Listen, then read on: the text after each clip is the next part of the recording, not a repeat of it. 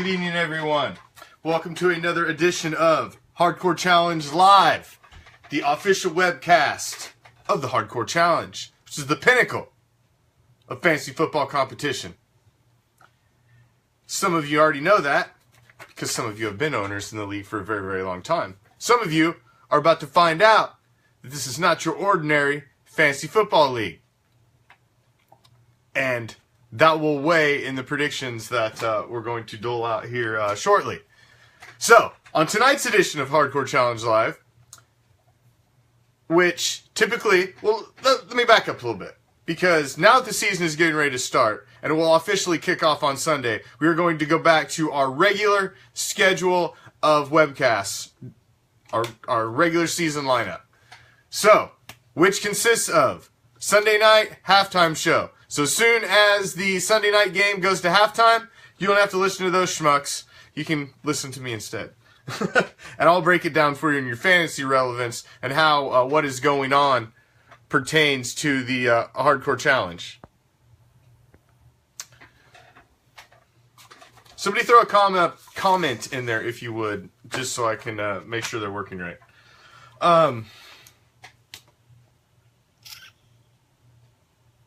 So, the Sunday night...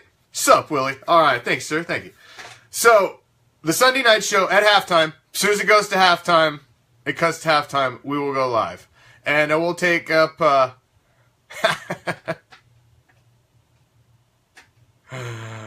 Oh, Willie. So, but then also, we will have our Tuesday show, which is our recap show, where we'll break down all of the action that just happens. And that's what it's like being a Buccaneer fan, Willie. You should be used to this. This is nothing new. Should be used to disappointment. So on Tuesday, we'll have our Tuesday show, which will recap the week that just finished. And then on Wednesday, just like this Wednesday, we will have our Game of the Week show, where we unveil our Game of the Week, highlight that matchup, because it's a pivotal game in the league for the week.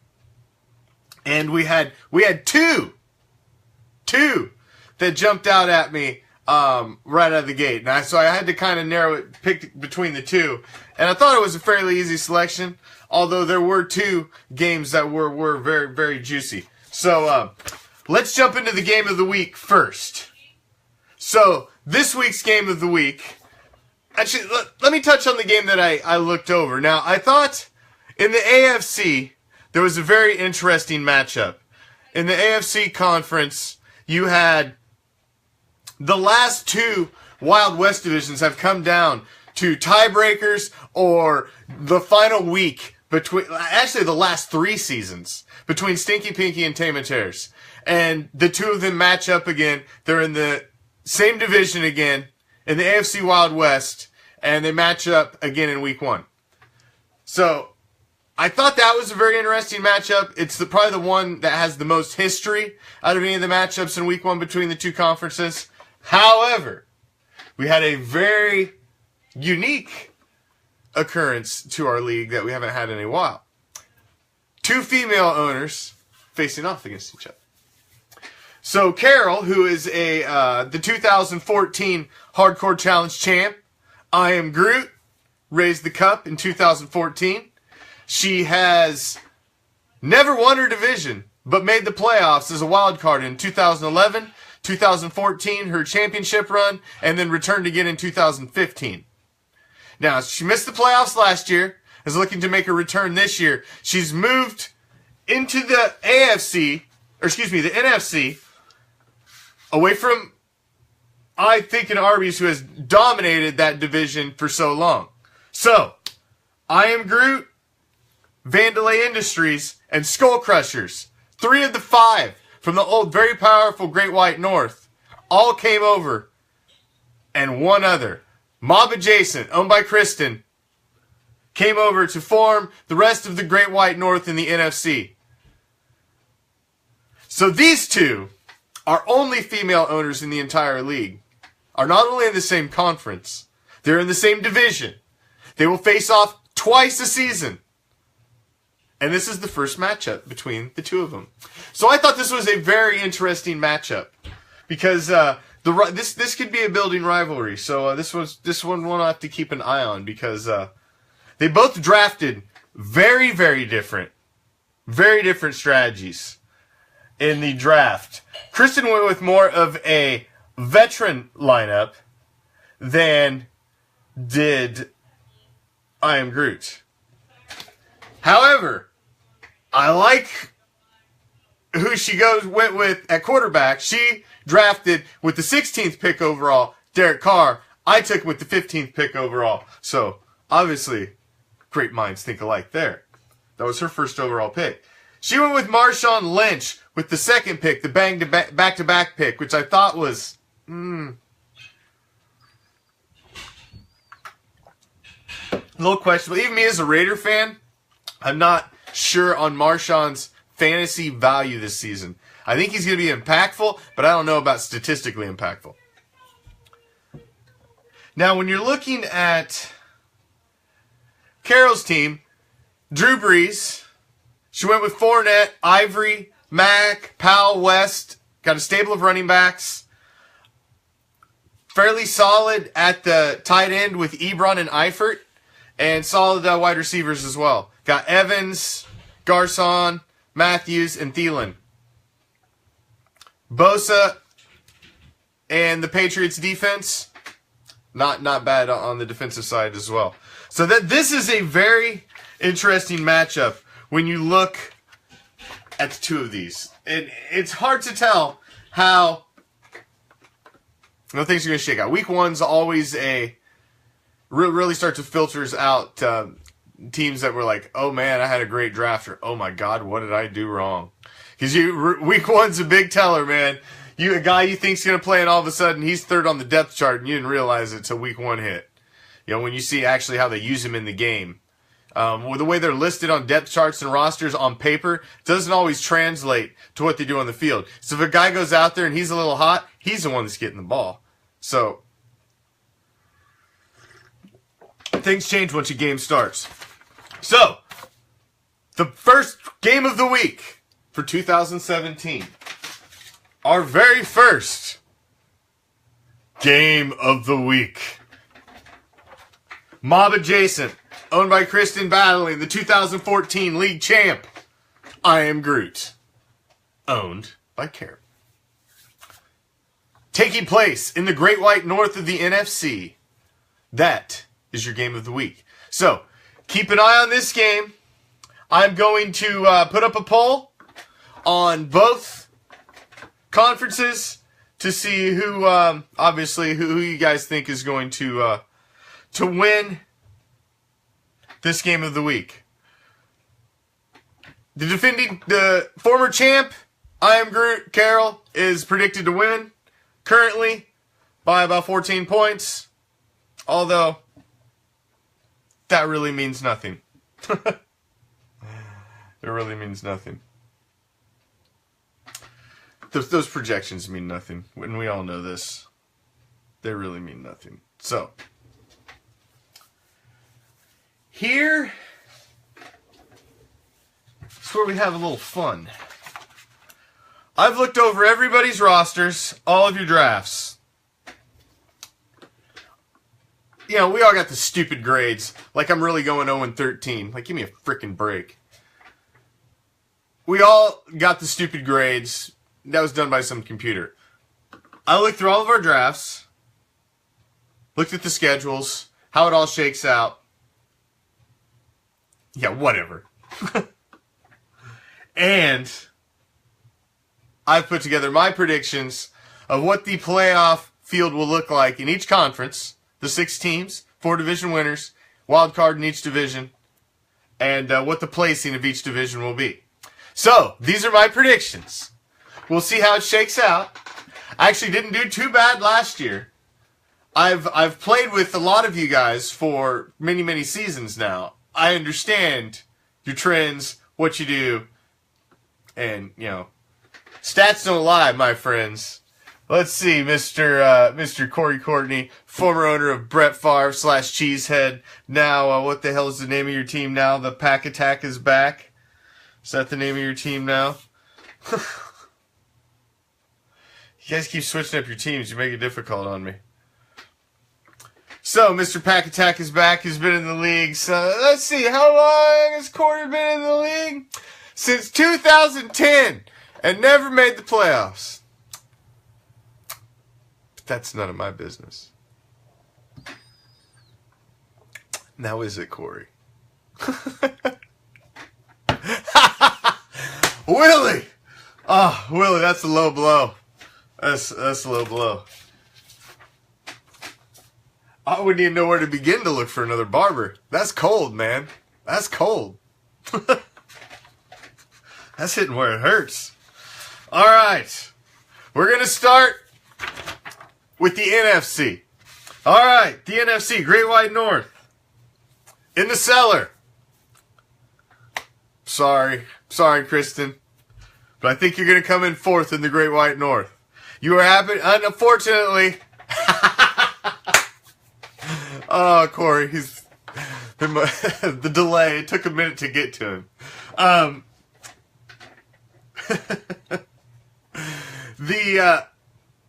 Unfortunately, she's coming in. She's a new owner to the league, and she's coming in against three fairly solid owners that coming from a very strong division of the original Great White North. Playing against Vandalay Industries, Skull Crushers, and I Am Groot, a former champion.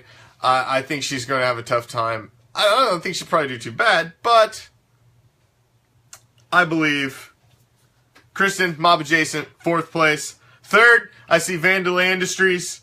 In this 2 spot, I got Skull Crushers.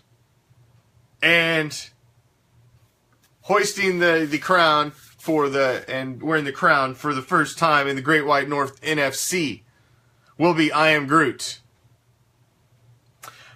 So, I do see a second playoff team out of this division. I see Skull Crushers, the number 2 spot, taking the first wild card. So I see Skull Crushers and I Am Groot in the Great White North making the playoffs. In the Elite East, in the 4th place spot, I see Zach and the Bears. Number 3, I see Knoxville Assassins. Number 2, I see the Pack Attack is back, who happens to be, so far, predicted as the highest scoring team in Week 1 in the NFC. And number 1, the Elite East, Brian and Take It Deep. I'm selecting them to win the Elite East. Now, this is a almost all new owner division except for Corey. So, we're trying to throw Corey a bone because, he's never made the playoffs. So we put him in a division with 3 new owners. I'm just kidding, Corey. Oh, breaking Corey's balls. I love it. So if you don't make the playoffs this season, Corey, I don't know what to freaking tell you. Because you got 3 Greenhorn owners in the Hardcore Challenge. You got the Knoxville Assassins. I'm sorry. You got Brad in there. So I'm sorry. You got the Oski Assassins. They just moved. I'm sorry. I take that back. You got the greatest team in the history of the Hardcore Challenge in your division. So I'm sorry. I take that back. They just go by Knoxville Assassins now because Brad moved. So I'm sorry. You got Oski Assassins up in your division. So good luck with that. But I picked them to come in third. I don't think they had a great draft. I think it might take them a second to build their core. I'm still sticking with Brian to take that division. Now in the Wild West division, I'm picking former champ Donkey Punch to come in last. Mo Betta Butta. It's going to be third. Ghost Man, owned by Scott Bush, one of the new owners, is going to be the number 2. And the first place, going to win the division, is going to be Renegade Misfits. I think Travis is finally going to get over the hump. Coming out of the Dirty South, which was one of the toughest divisions last season, was the toughest division last season by far, spawned 3 playoff teams, was by far the toughest division, and I think he's going to have a good season this season, moving into a more geographical, proper division for him. So, but I do see 2 wild cards, or I do see the second wild card coming out of this division. I'm predicting Scott Bush with Ghostman to take the second wild card, and Renegade Misfits win the division. That leaves only one spot left, which would be the division winner of the NFC Dirty South. I'm picking the Dirt Dogs to come in fourth, Achilles to come in third, the Bandits to come in second, and Average Joe, formerly the Gents, formerly They See Me Rollin', formerly Lick My Rawls, playoff team from last year. I see them winning the division. So, your playoff field will be I Am Groot, Take It Deep, the Renegade Misfits, and Average Joe, with wild cards of Ghostman and Skull Crushers. That will be your NFC playoff field. I do not have you making the playoffs. I have you coming in second in your division. Prove me wrong, Corey. You have yet... I believe I predicted you to make the playoffs last season, if I remember correctly. And you let me down horribly. So I can't bet on you anymore. Can't bet on you anymore. Now, in the AFC, Great White North, the greatest team in the original format of the Hardcore Challenge, the 20-owner format, was I'm Thinking Arby's owner Tom Mandick, our current champion. If it hadn't been for this hurricane that's coming, his trophy would be on its way to him, but it's still in the box, getting ready to get shipped off. I'm predicting him to win this division again. He is going to win the division right out of the gate again. I have Johnsonville Brats claiming the first wild card. In the 2 spot, Knox Vegas Anarchy and the Brady Bunch following suit at 3 and 4. Now in the Elite East, I have the Pale Horsemen, who happen to be picked coming in with the highest score in the week so far, how the rosters are set up. But I have them coming in 4th overall. The Stone Ponies, Ryan, I have coming in 3rd. Big Dog in 2nd. And the Bison Broncos, former champion, coming in 1st. In the Wild West, Bleeding Green in 4th. King Salami in 3rd. And Tama Tears and Stinky Pinky will be battling that out again at the top of this division, I believe. And it's going to be another tight one. I think Stinky Pinky's going to win it this season. In the Dirty South, you've got 3 of the original Dirty South. Silver and Black Attack, Beaver Street Roar, Zeke and Destroy with the new addition of All Pro Afro. I see Zeke and Destroy in the 4th spot. All Pro Afro in the 3rd.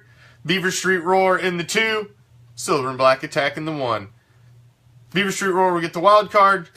Silver and Black Attack take the division. That gives you Mr. Rogers' Neighborhood. I'm Thinking Arby's new moniker he has retired. I'm Thinking Arby's as the greatest team in the original format. Comes out with the new name, Mr. Rogers' Neighborhood. Bison Broncos.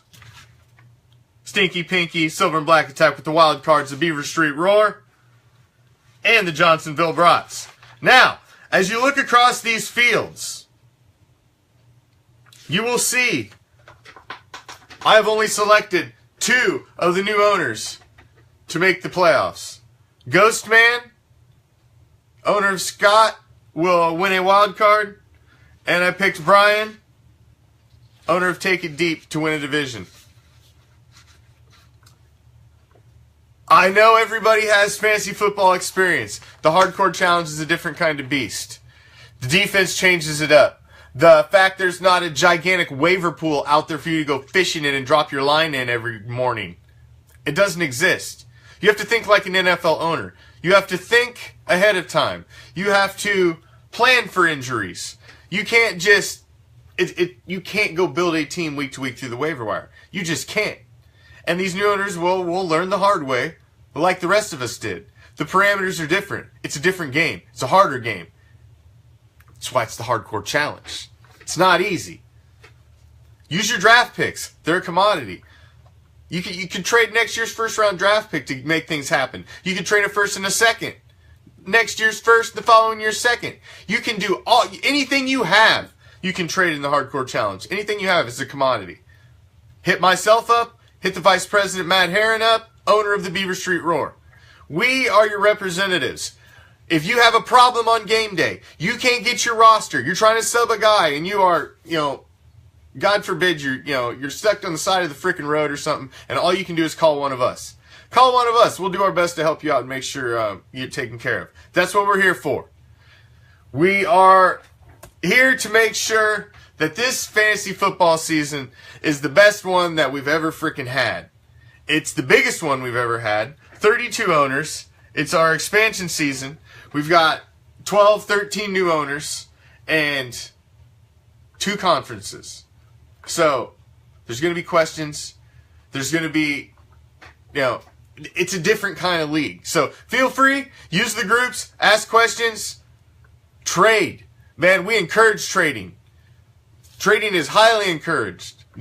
I mean, we encourage you, being risky, making gambling trades, whatever. If you're, as long as you're all in and you're being competitive, we don't care. Just make sure you set your team. Make sure you're active every week and you're putting a roster out there. Because if you do not, you will be gone. And we will not wait till the end of the season. We will toss your ass straight out of here for not filling your roster and being a participating owner of the Hardcore Challenge. That is number one, by far, the only freaking rule that would get you tossed. Just play the game. That's why we're all here. That's what we all want. We all have come to this league because we have wanted a league that was run right and every freaking owner participates. That is what makes fantasy football great. Even if you are the last place team, be the spoiler. Try to screw the guy over who's going into the playoffs. Do everything you can to beat him. Do everything you can to field the best team you can every week. Even if your team's sucking. You gotta be that owner. Build for next year. Because no matter what, at the end of the season, you gotta look at that roster and you're gonna have to select 5 keepers from it. That's your core to go into next year. So even if you're last place, what you're doing this season is going to affect what happens next season. So you got to think about the future. You have to think like an NFL owner. This season, you want to compete, but you should be building your core team too, to make your team compete for years and years to come. Because if you looked at the history and the stats of the spreadsheet of the stats of the league, the same guys are getting it done every year, man. I mean, everybody can say there's luck in fantasy football, but we've been tracking these stats for a while, and it's been all the same owners, and the same freaking owners win damn near every year. And there's a reason for that. There's some skill to fantasy football. That's what makes the Hardcore Challenge what it is. We got great owners here. Our owners game, and that's all we ask of the new owners. Just play it up. And there just may be, Kevin. There just may be. Because we do have a lot of new owners. Definitely if one of you wins it all. I'm only predicting 2 of you to make the playoffs. So we will see. But it is not easy. How many times have I made the playoffs myself? I've only made the playoffs 3 times. 2010, 2011, which was my Super Bowl year, which I lost, and 2014. So,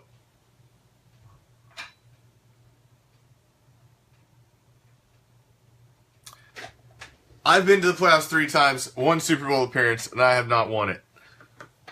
It's not easy. I lost it in a freaking shootout. I had a phenomenal score and still lost. It is what it is. It's fantasy football. It's fantasy football. You gotta have, it's all about the keepers, man. You gotta build your team through this season. You gotta come out at the end with something you can pick diamonds from to be able to make your run. So, tomorrow night, it all starts. The game of the week's been selected. Mob Adjacent versus I Am Groot, former champ. New owner versus a former champ. Female versus female. Division rivals. New division rivals. New conference, new division. Here we go. The Miami and Tampa Bay game, it's been canceled, moved to week 11.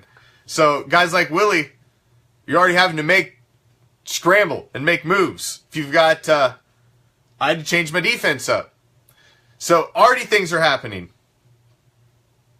Hey man, football is upon us. Tomorrow, week 1 starts. So the next time you'll see me is when it goes to half of Sunday Night Football.